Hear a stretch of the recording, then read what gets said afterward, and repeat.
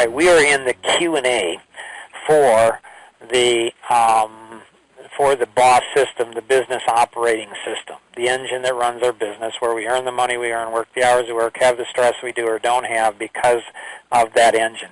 Peter, being a past board member of BMW and being the president of Rolls-Royce, you've had a lot of experiences, over the years in different systems. Why do you think that the BOSS system is so much different, and the 3 DNAs are so much different than other things that people have been exposed to?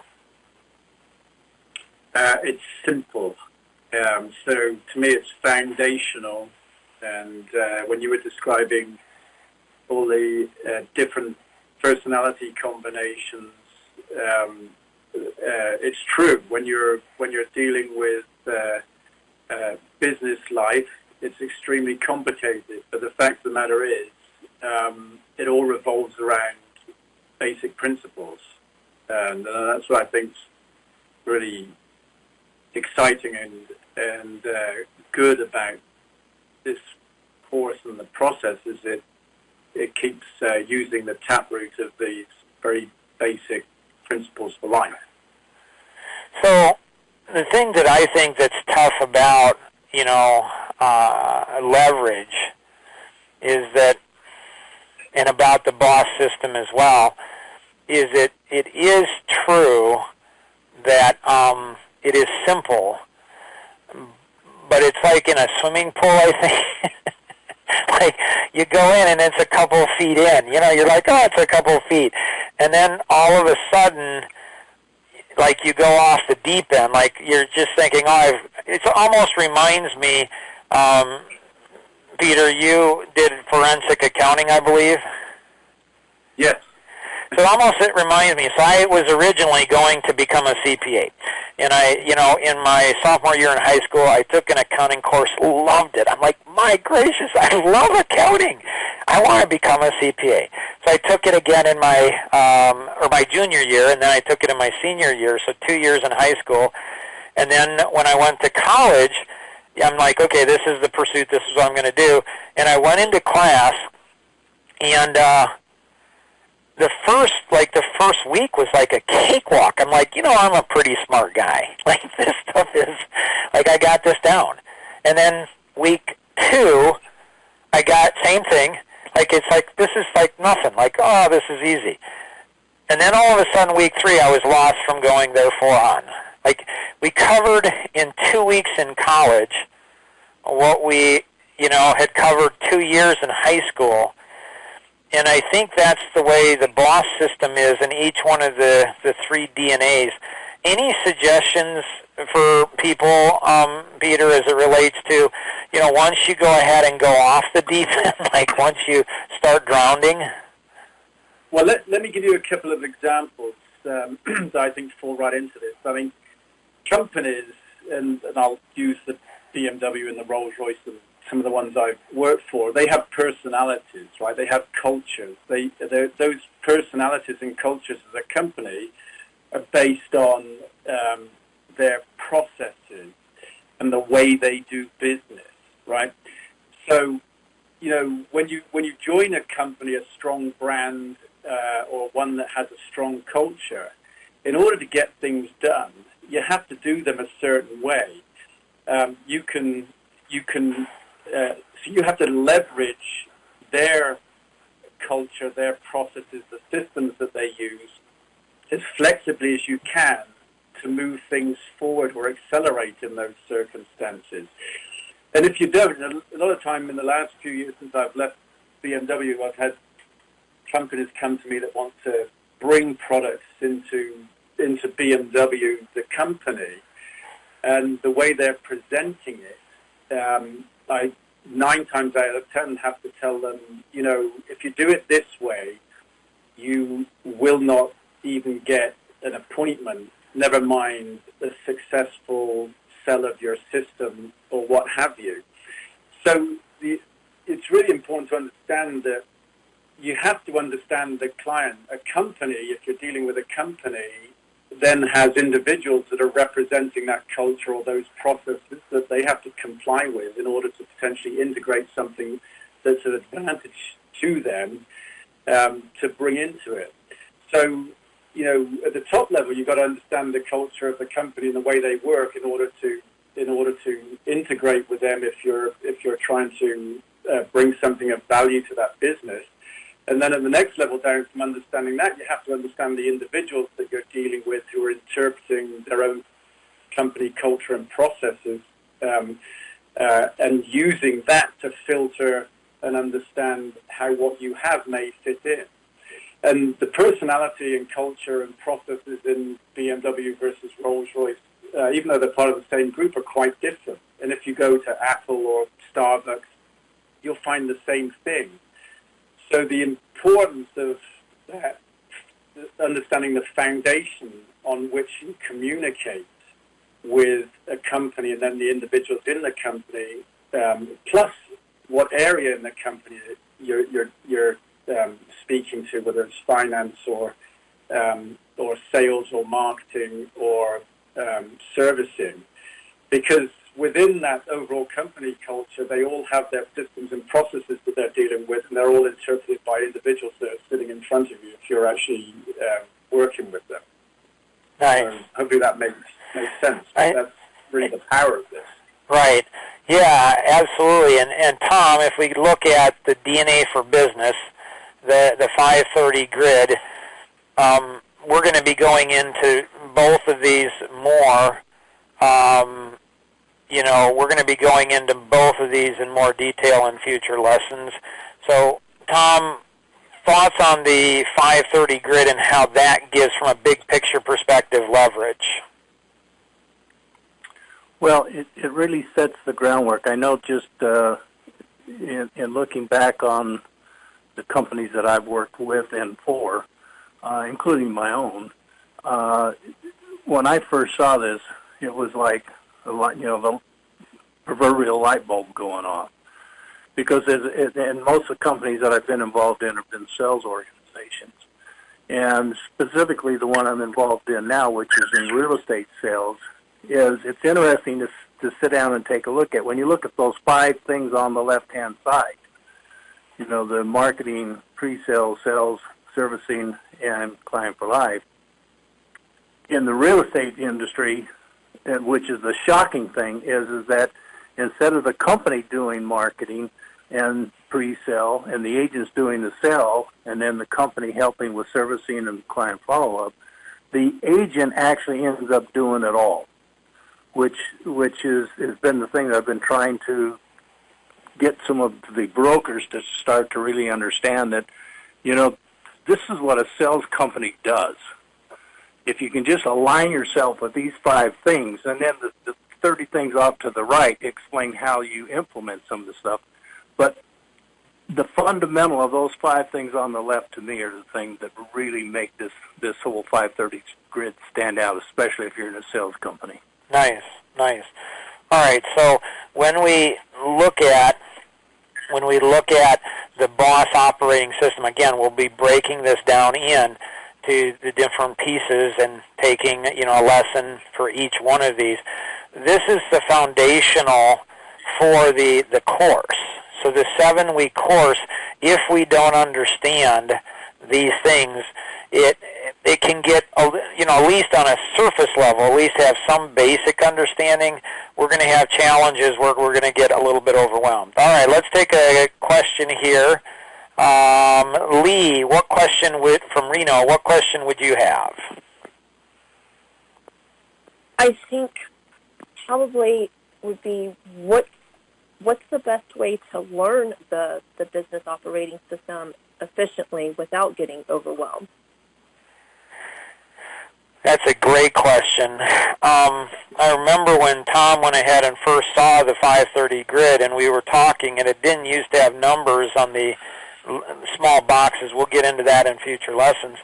But there's an order that tends to be the most efficient way to implement the 530 grid. I think as it relates to, and so box 1 is identify targets, so get your database in order, and then box 2 is develop and deliver a message. And then box 3 is track 100% of the leads. Again, you'll be able to see this more as we go into it. And then box 4 is ask key questions, and then implement strategic strike, and then group people and messages together. So it's called diagonal learning. And so I think, Lee, that what we need to do is every step of the process, we need to be leveraging everything. I remember when Tom said one of the things he loved most about money is that it bought him time. And so it's learning how to leverage what we call one of the DNA for lives is the 7 T's, time, talents, treasure, trust, truth, temple, and thought. When we learn to leverage any one of those 7 T's, we get more time, we get more talent, we get more treasure, we get more trust, we get more truth, we get more temple, we get more thought. When we're good stewards of our 7 T's and the 7 T's of other people, we just get a whole lot more of every one of those. Tom, I know you got to run here, and any closing thoughts or insights or things you'd like to share before you take off, Tom? Yeah, and I guess kind of to answer the question that was just presented, and I think it kind of took me back to when we really started to look at it, because when I first looked at the 530 grid, I thought, okay, marketing, and then I look at the 6 boxes to the right, it was like, when I read across it was like, for some reason that isn't making a lot of sense, taking one after, 1, 2, 3, 4, 5, 6. But once I understood that it's, that you use different levels in each one of the 5 items to the left, then it made more sense. And when we numbered them up, then it was all of a sudden it came crystal clear. Oh, okay, box 1 and 2, and then go down to the pre-sale level to look at 3 and 4 down into the sales site. So if you look at it from that perspective, I think it makes it a lot easier to start to understand and implement into your organization. Excellent. Thanks, Tom, so much. Appreciate it. Have a great day. Thank you very much. All right. So what we look at is, this will kind of highlight it here, give you an idea in what it's going through.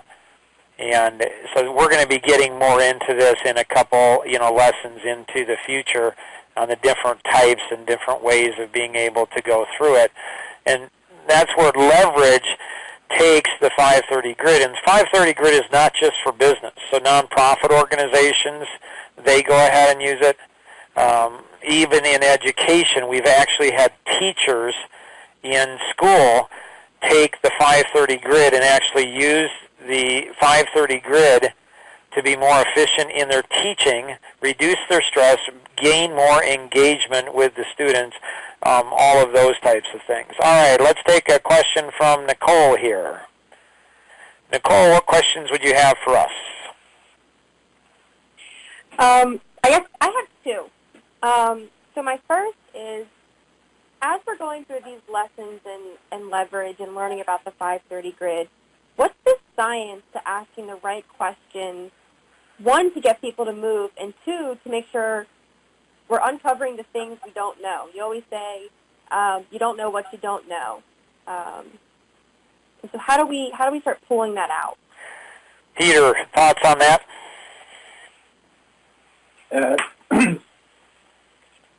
Yeah, I think I touched on this last week. I mean, when it comes to, I think the term I use, the only dumb question is the one you didn't ask. We had a discussion about that. Yes. But really, it's asking the right questions that are relevant to what it is you're driven to do, personally and professionally. So there's an exploration that has to take place. The first level of all of these things almost is identify, ask, communicate. So, if you're trying to sell something or you're trying to move somebody, then they're slightly different in terms of the questions, because the first thing you need to do is understand somebody or what their needs are, and so that's different to asking questions to help you understand yourself and how you deal with personal obstacles. All right, whether it's personally or professionally. So the key is always anything that's an obstacle to you personally. That's what I mean by the only dumb question is the one you didn't ask. Because if it's something you need to solve for yourself, then you need to ask the questions. If that's helping clarify a process, clarify how you work around something personally, then ask the question. Because without, however simple or complicated it may be, when it's with a client of some form, whether it's an internal or an external one, so people that you work with in big companies, you're going to get something done, then the questions you need to ask are those that are exploring around how you get something done in partnership with them, or what their needs are if you're selling something to them, so that you can match what you're producing. And that could be a project, it could be getting capital, it could be a marketing strategy, but it's asking the questions that allow you singularly or collectively to overcome the obstacle. Does that help, Nicole? It does. I mean, I'd be happy to also just, I know you, Nicole, if there's particular things you've got in mind, I'd be happy to talk through those things with you offline. Well, that actually leads into my second question, Mark. I don't know if we have go ahead. Or not, but I wanted to get your advice on anything that you can share about how, because I'm in a fundraising mode right now for the foundation, and how do you raise funds for an emerging nonprofit? And when you're talking about big businesses, Mark was teaching me that they're always looking for something to associate themselves with. How do you leverage that with questions and getting their engagement? So you kind of answered my question, but I think actually it'd be good to have both Peter and Tom's feedback on that. Tom helped raise over $100 million for Easter Seals. So I think in the next lesson, for sure, we can go ahead and do that. One other piece in relation to how do you know what questions to ask, when we understand the personalities, we know that by and large the thing that caused the amiable pain is going to be conflict, not a disharmony. The thing that causes the pain for the analytic personality is when things aren't done properly in order. The thing that causes pain for the driver personality is going to be out of control, and the thing that's going to create pain for the expressive personality is going to be boring or not fun. And so when we identify somebody's personality, we're able to very quickly know what's causing, when we ask them, what's the biggest challenge you're facing in any area of your business or life? And we understand their personality. We understand their biggest challenge.